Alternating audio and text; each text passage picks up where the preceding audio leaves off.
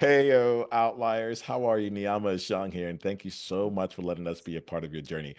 Sometimes I'm going to let y'all in on a little secret. Sometimes I'll give us a countdown to start out the podcast, and then I'll hit record, and then like nothing happens. And I'm like, I'm out here, I'm hanging out with people for the first time, and I'm like, I'm going to show. Oh no, nope, that fell apart. And I want to be real with y'all as we come into our spaces so we can have an honest and real conversation here on the Outliers Edge Roundtable, right? Yes, sir. This is a space where we're bringing together outliers and helping to elevate each other and also elevate you while we're doing it. We're here to uplift you and help us keep reaching up to new levels when it comes to our impact, our income, and our integrity. So why don't I give y'all a chance to get to know the outliers we have here on today's roundtable. We'll start off with Lola and then we'll go over to Toshi. So Lola, would you mind letting us know more about you and the game that you're playing? Yeah, I'm a sex educator based in Brooklyn. I wear many hats under that umbrella of sex education. So I work in a sex shop. So I work in pleasure products. I've been doing that for about a decade now. I just celebrated, yeah, my 10th anniversary in the shop. Um, and then beyond that, I teach workshops for adults, young adults. So I do college age and up. And I do that all over. So I do shops all over New York, all over the country. Mhm. I've spoken at colleges all over the country. I also produce shows and events. I have a show called Sex Ed a Go Go that we've been doing for about 11 years now. And that's a sex ed comedy burlesque show hybrid. And that has been all over I can now say North America because we did it in Mexico this summer. So I've taken that all over North America. And yeah, and then beyond that, I've done media things. So I've been on Vice. I'm on Netflix right now on The Principles of Pleasure. I'm on HBO on The Sex Diaries. And I've had a web series called, what was our web? Sex Probs with Francisco and Lola. So I had a web series that was produced through New York Magazine and The Cut. So I do a lot of things, but everything encompasses sexuality, sex positivity, body autonomy, all the things that are under that umbrella. Well, Lola, I am absolutely pleased that you're here. I'm super excited to see where we choose to play here today. All right. Yeah. Thank you. Toshi, how about we get to know you? Tell us about you and the game that you're playing. Yeah, man. So yeah, my name is Toshi. I did podcasting for about 2 or 3 years. I'm on all platforms pretty much, Spotify, when there was Apple Music or Apple Podcasts, when that was a thing. I kind of pivoted to photography now, but I'm still very passionate about podcasting. My podcast is called Toshi Space Pod. The main goal of the podcast was just to bring like-minded individuals together, just have random conversations, nothing too serious, but there were times where we tried to bridge the gap in communication with our people. I actually had a communications episode, stuff like that. But I want to hear more about Lola and her accomplishments. Honestly, all of that sounds amazing. We haven't nearly scratch the surface of those kind of accomplishments. We're in the streets grinding, every day, but I I'm like still hearing about grinding. Don't worry. that. I'm still grinding. Well, I really actually appreciate that you brought that in, Toshi, because I think that this here is where I like to slow down, right? Mhm. Like I'm still grinding. I will leave that, Lola, right? And so while we're having a conversation between the three of us, there's also a fourth participant here, and it's the outlier that's listening. Mhm. So you'll see me go out and talk to any outliers that are out there. Outliers, I'm thinking about you, right? Um, Okay, Lola, that's let's sweet. let's let's start off with you here right now because Yeah. I do get curious about a number of different things, but let's start off with I'm still grinding because Hmm. one of the things that I find for myself is that I often compare how I feel on the inside with how others look on the outside, right? Mhm. Hmm. And like kudos to you, you've done a lot and you're continuing to do a lot. And there's more to that. I get curious about who do you have to be or who did you become in order to bring those things out to life. So let's start off there. That's where I want to go. You brought up I'm still grinding, so why don't we start with that, and then we'll Hmm. just keep on peeling from there. Yeah, Cool. I mean, I say that because you can't be complacent. So I think so many people think when you have things after your name, like you say, I've been on Netflix, that's it. But it's not. Because one, a lot of these things don't, it's not like you're cashing out unless Mm, you are, some kind of celebrity comedian. Netflix is not paying you money like that. Like you mm, might get lucky if you get a little something, something. mm, Especially if, like I was part of a docu series. So things like that, they might give them money to make the docu series, but they're not paying the talent in the same way. So you're not walking away with like your pockets flush, but it's an accomplishment. It's a thing I mm, can point to. It's definitely something I'm proud of. I'm proud of the thing. It was an Emmy nominated docu-series. So I get to like, that's in my bio now, you know? And but there has to be more. There needs to be more, or you just mm, stop. You're just dead in the water, right? So if I want to keep doing that, if I want to do more media things, if I want to see where the things that I do, where they can take me, I have to keep working. And also just the shift in the world right now, right? Like I had, I will say like last year, I felt very secure in all the things I was working for. I had like two really steady like gigs that were like paying all my things plus some, and I felt really good. And the industry has shifted. People are like cutting back, things have happened. So those have slid from under me. And now I'm back out trying to like get back to that good place. And that happens all the time. It doesn't matter where you are, we see it all the time. And for me, the last year, I would say, has been me feeling like, oh, reminding myself this isn't failure, it's moving, also remembering where the universe comes into play. And so, where you think you're supposed to be, or how you think you're supposed to get there, yes, but also no, the universe does what she's going to do. You're already in motion, and so the path you're trying to take might not even be part of the path. So I try to remind myself that like I'm like, oh no, this thing happened. It's like, oh, are we making room for more things, for new things? And this stuff I can't talk about that in my email box that I'm like waiting to see because we can't talk about it yet. But so I'm like, that could be something new that I needed to get rid of those two jobs for because I won't have time to do those two jobs if this comes to fruition. So yeah, it's always a grind. But also I think that if you love what you do, like it's work, but it's my life. And I don't mind it being my life. Like I'm not mad about this being my life. I'm not mad that like all parts of my life are pretty much absorbed into this at this point. I'm pretty keyed in. I am my, brand. I always joke that it's me, but like at the most peak me. Like Lola, Dirty Lola is like top tier. I have all the energy me. It's not a different person. I'm not being a persona. I'm just me on like 11.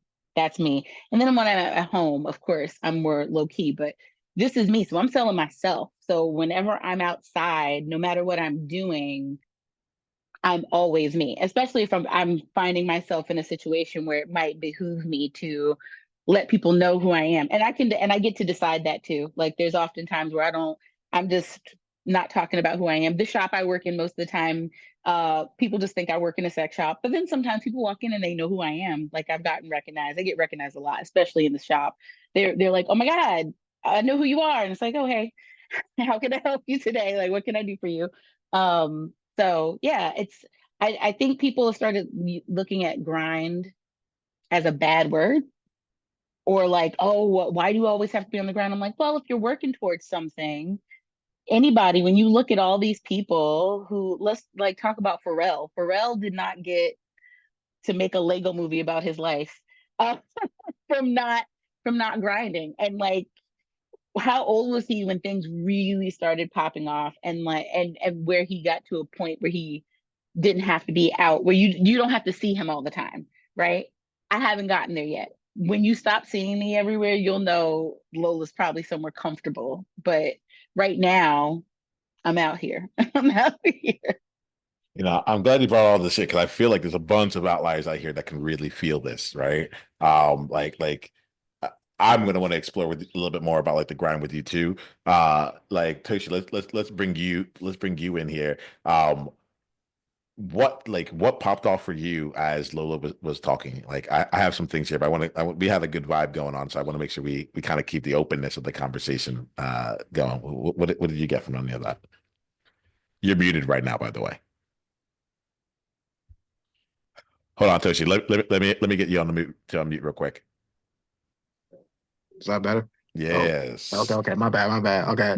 Really what I took from it, from what everything she's saying is really just staying and committed to your lane.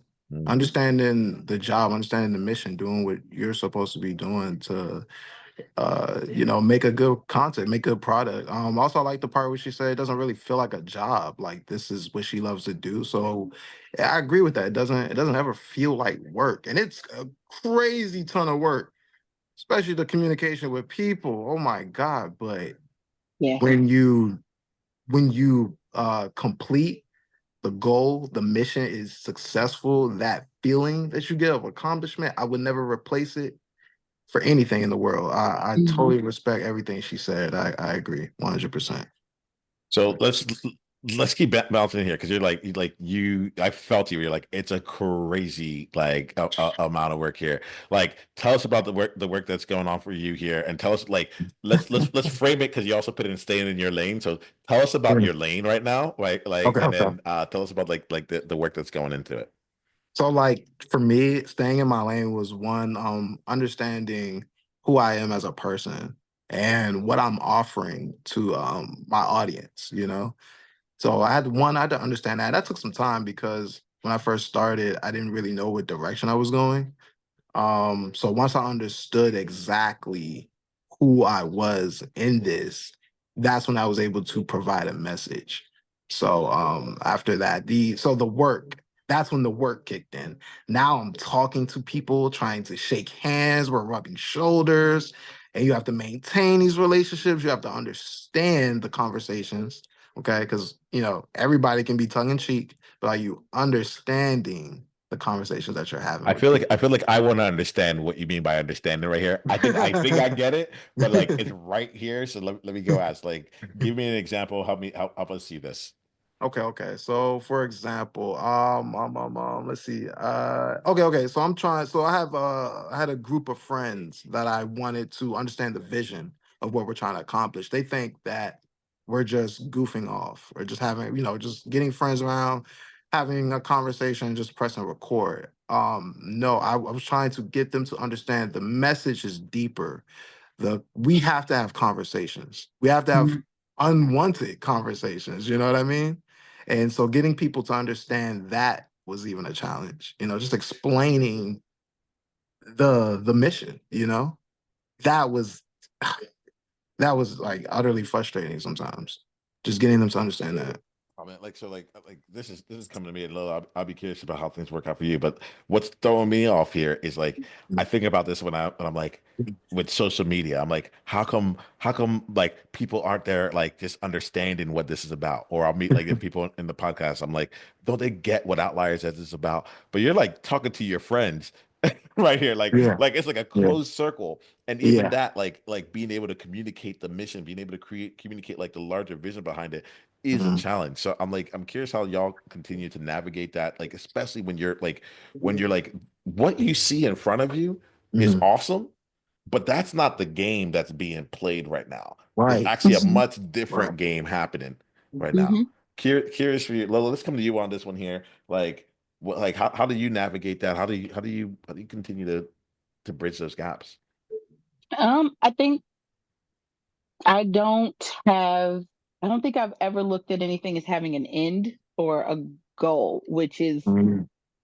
kind of against how we're taught to view things. But I'm not doing anything of any of these things because I think there'll be an end. I'm always going to have a job because the US is awful at teaching comprehensive sex ed. We have grown ass adults that don't understand how bodies work, how their bodies work, how anybody else's bodies work.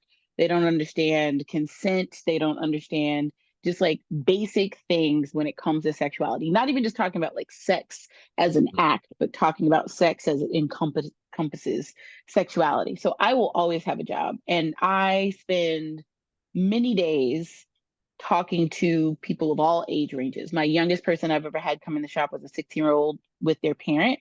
And my oldest so far, I think I've had a 70-year-old come in shopping and having issues. And everybody, all of them come in sometimes at the same level. I've never done this. I don't understand this. This isn't working for me. The things don't change with people's age. It changes with their understanding. So I'm always looking at like can I how can I do this one better? Like where are we not reaching people? Also realizing I can't reach everybody. So I am constantly spending time. Another part of what I do is uplifting other educators. I'm a professor for a certificate course called Everyone Deserves Sex Ed. So I teach other sex educators about pleasure products. So that's where I give that. I just last night did a sponsorship class because I work a lot with brands and get money for the things that I do. So I am all about like, I can't do this forever. I'm not going to be here forever. We need more of us, and we need more of us doing things in the way we do them, because I'm going to reach a certain amount of people in a certain way. There are going to be people that gravitate towards me for a reason, but there need to be others so that they can reach those people who don't gravitate towards me. So how do I bring those people in?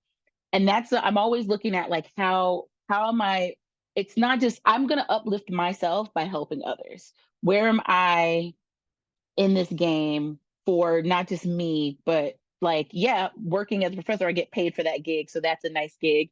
You know, it gives me more content to develop when I'm thinking about content that'll help sex educators and things. So like while I'm doing that part, I am still helping myself, but it is about the game that's going to go beyond me. And I think that's for me how I keep kind of moving and changing. And a lot of it is paying attention. Like I'm 43 and I'm constantly telling people you have to I joined TikTok years ago, but I stayed on it because I'm like, oh, this is where the young people are. This is where I get to know what they're talking about. I'm learning, I'm keeping up with what's happening. I'm seeing what the trends are. I'm hearing their thoughts. I'm getting an idea of how they're communicating with each other and other people, and I know what's going on in the world. Or you can just be in your bubble and not want to know. But in what I do, I think I do need to know that, because I have to keep touching other people beyond my age group and uplifting that. And then another project, because I'm always doing something. I'm on the board of the youth sexpert program. So there's a young human being who is in her 20s. Her name is Tara. She's amazing. She started this organization to, with parents consent, teach kids sex ed, like in all facets. And the parents get to see everything the kids are going to learn. They get to go through the whole program, and they know what's coming up. But her thinking is that if your schools aren't going to give your kids comprehensive sex ed, kids are going to talk. They get information from places that, Google each other. They make stuff up. What if there's a kid that actually knows their stuff, and that kid is like, no, no, you're wrong. This is the thing. Let that be your kid. Let your kid be the one who's like, no, I actually have the knowledge. I've learned this thing. So that's what they're about. But they do it with parents' consent. And I wanted to be a part of that. I get really excited when people come with new, fresh ideas, because it doesn't need to be my idea. I'm like, oh my God, how can I help you make this better? Like, who do you know? Do you know this person? Do you know this? Do you know who you should know? Can I email connect you? And that now is for me kind of forming that into like, oh, this could be another way I make money. Because as I age and don't want to travel as much and teach and do more in-person things, like being at home, this is another lane I can pick up that's still in what I do, something I love, which is helping folks, but also from a consulting point of view. But that all came from like, oh, first I came from how do I make the world better? How do I help others? And then I'm like, oh, look at this. We actually can help ourselves within this while we are doing good. And I don't think there's anything wrong with that. I think when you're trying to be greedy and you're trying to take everything for yourself, that's the problem. But I don't think there's anything wrong with saying, I can help others and still like help myself not be homeless while I The do way while that I do you phrase well. that, Lola, it still seems like the bar is still set like very low. You're like, I don't think it's a problem to like say this thing. I'm like, I actually think like from what I'm hearing from you, because as you're talking, I'm like, oh, you must have a lot of energy, and I'll be curious about this. I'll come back. I'm not going to go to it right now. I'm going to go to Toshi in a bit, but like, I think there's something in that last bit that was really interesting to me, especially given the energetic like frequency of everything else you were saying. Mm-hmm. Creating, where's the fresh idea? Where's that? And then this Mm-hmm. was and I'll give space to it, like we have our room, but it was one Mm-hmm. thing that came in where it was like, huh, like I'm not that concerned about about this here. I feel like we we can be in a place where we're like we are really doing well. Like you'll actually see this with me. There's things that I brought here with Outliers Edge where I was like, I didn't want to talk about money for a very long time, although Mm-hmm. I wanted to talk about money.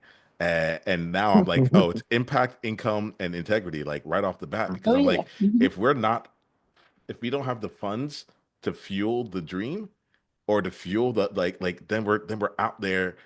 We can't the vision doesn't get to live Right. as it could be. Yes. Like Yeah. the energy to put in there doesn't get it like so much and so forth. So I want to say this here. I feel like I'm amongst like company with that. But I really feel like that's important to put in.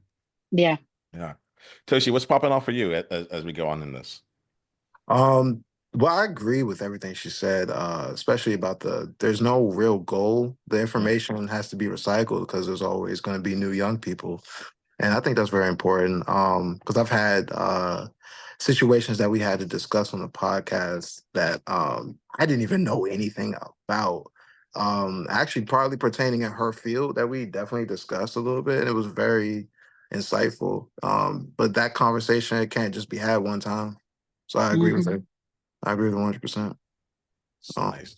So I want to keep playing here. There's some component here around you talked about the hard work, right? And I think this ties in also to the energy here. So Yeah. Toshi, let's see coming from your world here.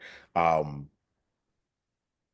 let's see. What's the I almost want to talk about like the hidden hard work, right? Like Mm-hmm. there's some things where people come by like this podcast are like, you have 500 episodes. I'm like, yeah, but like that's not the big thing. That's not Yeah, the hard work. that's not the hard work yet. So I'm curious for you all here, and I appreciate you by the way. Like I really do feel seen in that. I was like, oh, cool. Like, if you're not watching the video, Lola's like, that's not it. Not at all. Yeah. She's shaking her head now. So the let me ask you, Toshi, Mm. what would you say is like the hard work that most people don't really see as being the hard work? People management. Mm, People management, especially if you're I guess we're talking podcasts, if you have podcasts with a B mic or a C mic, just co-hosts in general. Sometimes managing the chemistry or managing other personalities when they clash can be the hard part. It definitely has been for me. With the scheduling, and again the personalities. The other hard part for me was the being creative. Fleshing out new ideas when I'm writing treatments. That was always the hard part. Like, are we recycling the same ideas? Are we regurgitating the same words? Like, we have to make sure that we're, not copy and pasting the same information. We want to give people fresh content. So that was hard too.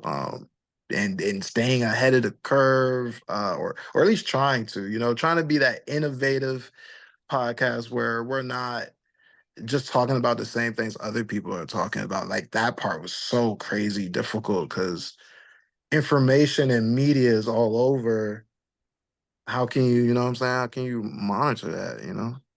Mm-hmm.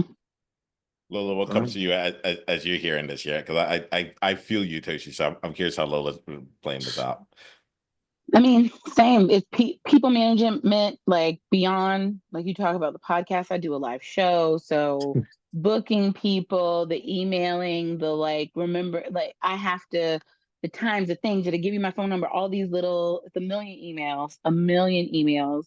Um, the brain work. I am constantly thinking about what everything it task is in front of me, which sometimes is difficult because I might be actually planning multiple things. So my brain is pinging around to like, what about this? What about this? But I'm constantly sitting and going through like, oh, I have to plot out a schedule for this thing. What am I going to do with the person and working it out? even when I'm like making dinner and I'm doing a thing. So there's all this work that's happening, even if it's not in front of a computer or a notebook. I'm always plotting something out, or I'm thinking about a thing, or I'm figuring out a class, or I'm having conversations with people. My phone is full of, I send myself text messages because I'll be out and somebody will say something, or we'll be having a conversation, and I'm like, oh my God, that's a class. And so I have to, it's always happening. I don't think people get that it's hard to shut off. Like the only way I shut off is if I leave, like when I leave the country, because I can't be on my phone in the same way. So there's so much of that, and I think if you do any kind of performing, I don't think people think about what happens when the rehearsing, the preparing, the day of, like your look, what you're putting it together, all those things. It's like that's work, and people go, oh, it's like no, that takes time. It takes time to craft the copy. When you put up everything Yes. you make for your podcast, right? All the copy, your mission, being so it's concise and it conveys what you want. There's a million things. I'm tired thinking, but there's all that, like that email you sent us. That is, Can it's we talk about all. that for a second? Oh, Yeah. Let's Oh, talk. thought that was so sketchy at first. I Yeah. was like, I'm gonna try it, but if these guys what's take some it? money out of my bank account, man, I'm so. This is one of the things that it's so funny like how in some senses how bad I am at this, right? I'm winking at the same time, right? It's one of the things that I actually love, right? Because it goes to show that like there's more to it than what people might think, right? Like I'm right now working with people and they're like I actually really like the way that like I came onto your podcast and it ended up becoming like I get to spend more time with you and like I see what you did there. Do you mind if I steal it? And I'm like, I can just give it to you. Like I have more up my sleeve than just this. This is just the beginning of it all. But Mhm. the thing that when I'm in those conversations, what comes from me is I'm like, y'all, I'm not even really that good at this. Like, I'm not a marketer. That's not what I'm here. Like, I'll even say, like, with on the podcast, I'll come on, I'm like, I'm not a podcaster. I have a lot of podcasts here, but it's not what I do, you Right. know? I love there was a website that I went to that was like bright pink or maybe fuchsia, but it was like bright pink with like yellow text. And I went on it. It was a restaurant, and they're like, "We don't build websites. We make damn good food. Come eat our food." I was like, that's it. That's That's it. it. Right. Okay. And so like, I'm happy we're talking about it because like Outliers, if you think that there's something special that I'm doing, there isn't. I just send a whole lot of emails out, a whole lot. And then we have to like go back and coordinate. And I'm very good at creating systems and automated systems. So I create it, but I'm not a copywriter. So there's no like extra special things in there. Just like, what do you need? And hey, here goes a reminder. Like, it's just like we're just out there, and I want to make sure I say that because I haven't had the space to say that before here. So like people may not know the work that's going in. I'm like, I'm sure the other people can do things better with it. But like for Dude, me, that's I'm super able to run with it. smart. That's what a lot of blogs do. That's super smart, man. That's What part of it feels smart to you? I'm the okay. Basically, it's a mass email is getting sent out. You know what I mean? The way you sent it out to everybody. I'm assuming you said you sent it out to a lot of people, right? Yeah, I had to actually slow down. And so the recording of this year, I was sending out 400 a day for about a month, and then now we had to slow down because like we're booked, like we're booked, and I'm like, oh, I need to slow this down. I like it's cool to be in a place where I'm like for years my problem was like, where's my next client come from? When's the next conversation happening? I have a different problem, but there's still problems. Like now I'm Mhm. like I'm oversubscribed. I have too many people on my calendar. What do I do? Yeah. You know? But like I'm like I like that problem more than like the okay where like who am Okay. I meeting like so on and so forth. Yeah, go ahead, Toshi. Here's why I think it's smart. This is how I'm looking at it, right? I'm looking at you like a chef, right? Who has all these different meals. They probably taste amazing. And you're like, but how am I going to get people to try my food? And you just found a way to like mass market your food to all these people. Like, hey, you try this. You try it. You get a taste. You know what I mean?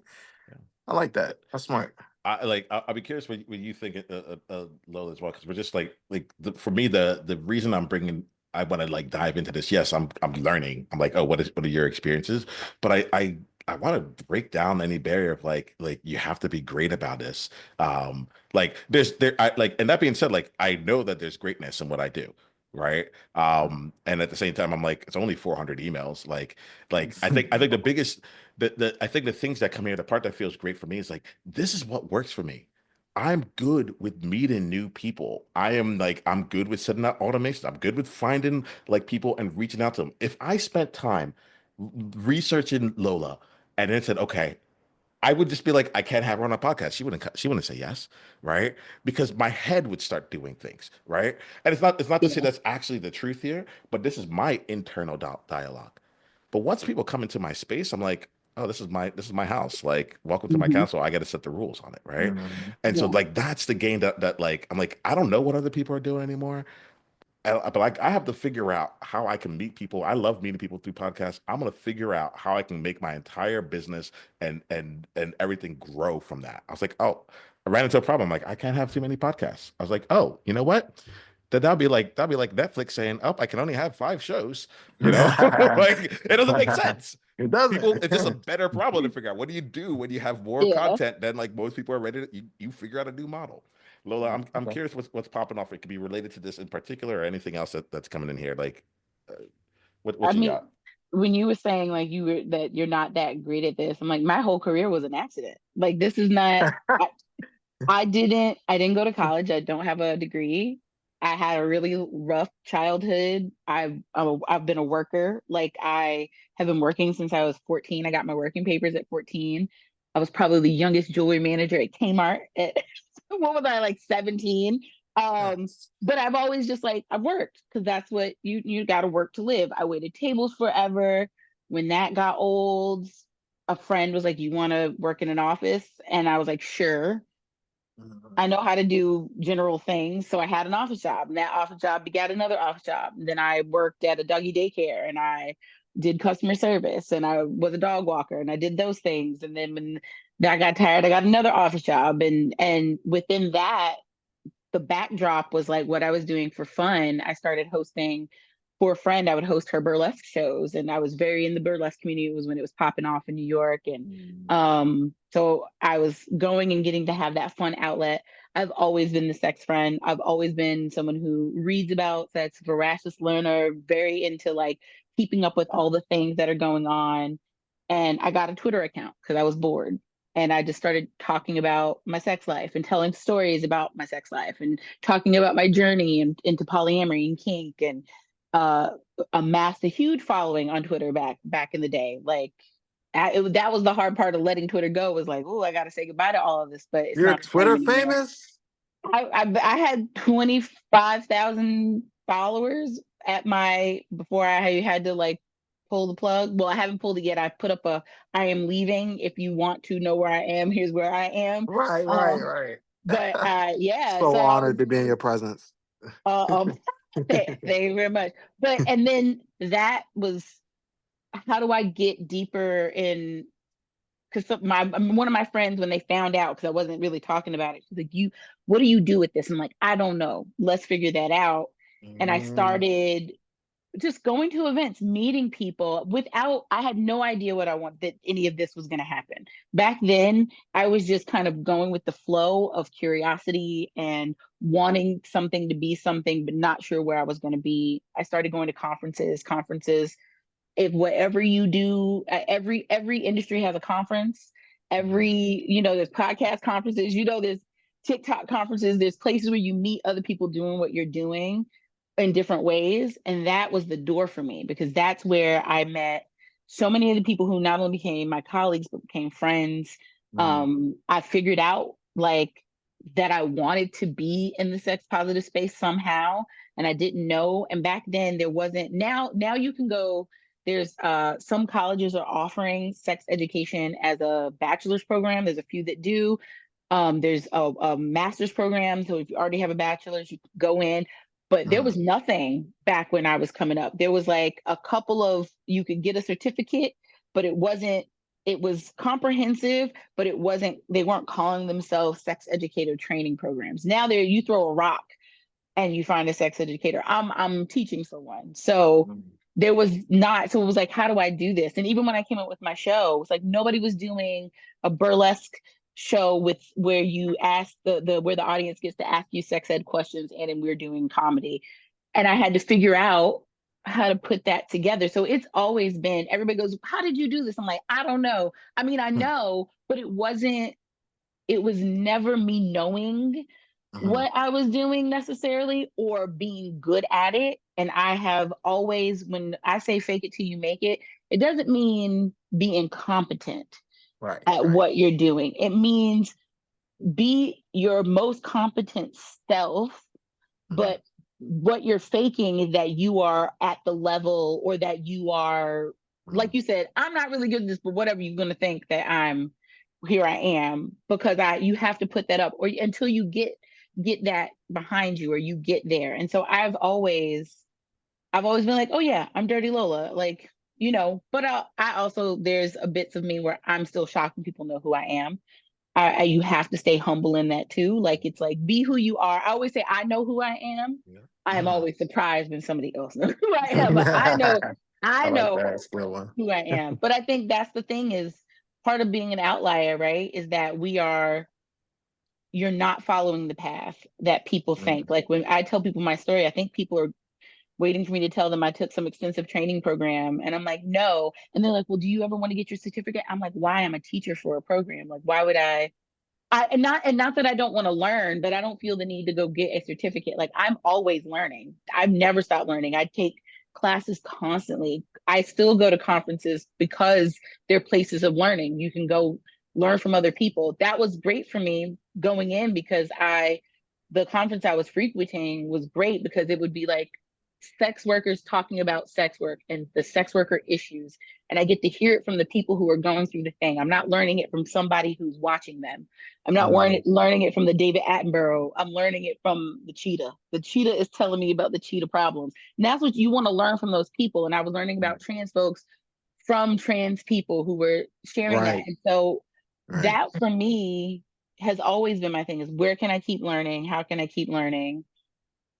How can I keep pushing forward? But it's even now, sometimes I'm like, I know I got here through hard work, but I can't tell you it wasn't a linear, It's one of thing. those things that I often say, like, I'm like, I just have to do the work. Other people will write books about what I did, and they're gonna make it sound like I knew what I was doing.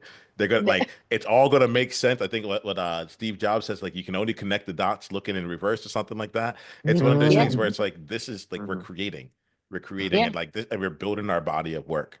And like I'm just like, I'm pretty sure that, like, I don't know if Shakespeare knew that, like, hundreds of years later, we, like, people will be like, like, I don't think that was the job at that No. point. I think the job was to create. I think the job was to keep showing up, and to live with the murkiness, and to have a lot of classics and a bunch of flops that, like, and to be in that space. Y'all, talking about this here is energizing me, and somehow the time has gone by. So we have to wrap up our conversation here. So here we are right now. The way that we wrap up is this. First, I'm going to make an ask of you, outliers. Then the ask is this: like, this has been an energizing conversation, and I know that there's someone in your world who could probably benefit from like being a part of this conversation, listening to this conversation as well, right? There's some things that we talked about, and we're just being real about what the actual process is. So my ask is this: you share this episode with one person in your life who really would benefit from hearing it. We call it the one person, one conversation at a time initiative. You can go out and share it on all your socials. You can blast it on your emails. I'm happy that if that happens. Thank you. But I think underneath this is a movement of belonging. And I think there's something about saying, like, given the gift of this episode, and given the gift of them, not the episode actually, given the gift of letting them know you were thinking of them. There's something about that. I think, like, all this other stuff here, again, I'm making this up, but my heart and my soul is saying, like, this is the real juice that's going to come out of all of this, right?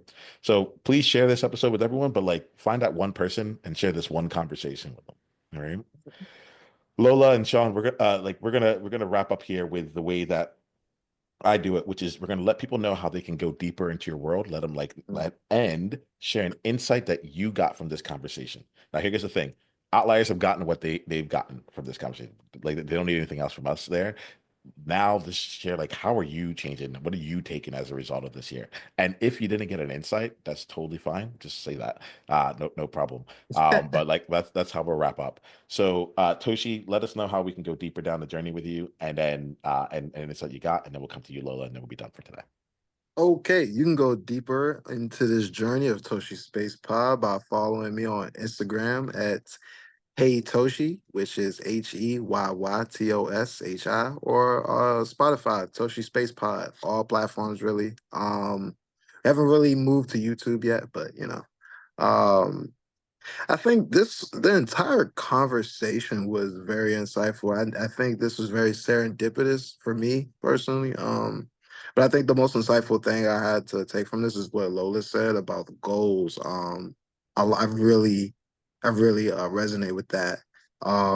Because like I'm really big on discipline. So like that, I feel like I don't know, like that just really resonates with me. Like I don't need to feel like accomplished all the time. You know, like I get what she was saying. You know, like it's not a goal. Like we're in this perpetually. Like we're in this every day, man. We're doing this. This is just muscle memory. I like that. I really like that. That New York hustlers mentality. I really like that. I like that. Well, thank you, Toshi. Like Outliers, I really recommend that you dive more into Toshi's world there. Lola, how about you? How can people continue to go deeper in your world, and what's an insight you got from today's conversation? Yeah, you can. I'm mostly on Instagram, so it's at Dirty Lola. If you're on Blue Sky, I'm there too. That's also at Dirty Lola. And my website is dirtylola.co. No M. We didn't spring for the com, just the co. Uh, and my insight, for me, this was very. I like finding spaces where we can talk about still doing the work and not necessarily being like, oh, I'm up here and I've got all this. It's like, no, we're still grinding. Like we can have so many accomplishments and still be grinding and still be, in the place we are in a world right now where the grind of our forefathers is not got them a lot farther than what, we all would have been so somewhere so different doing what we do now in the 90s, right? Like we would have been top tier. We would have been able to retire already, but it's different for us now. And so I think realizing like you're not a failure. You are the grind for me is part of the work, is part of the beauty of creation. And so hearing other people talk about still being in those spaces is always helpful because it helps quiet the voices that tell me that like, oh, you're not doing well, or you're not where you're supposed to be. And I need that. So I thank y'all for that. Well, I thank you all here. Thanks for like this feels like one of the most real conversations I've been. I'm like, oh yeah, like these are my peeps, like, and we're just gonna like keep growing with each other here. Yeah. Um, so we're gonna end this conversation in this way here, Outliers. Just like remember this, right? As you go out through your day, just keep being you on purpose. Journey on.